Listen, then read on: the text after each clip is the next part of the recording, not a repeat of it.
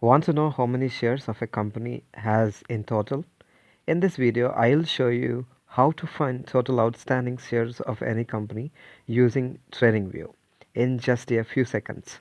So, first step, open TradingView in the search bar at the top.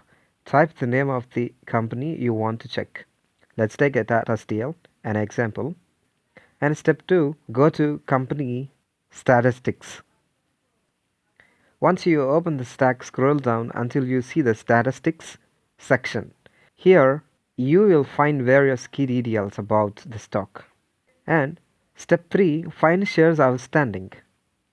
Now look for the shares outstanding field. This number represents the total number of shares issued by the company, including those held by retail investors and institutions and promoters. And that's how you can find the total shares of any company in seconds.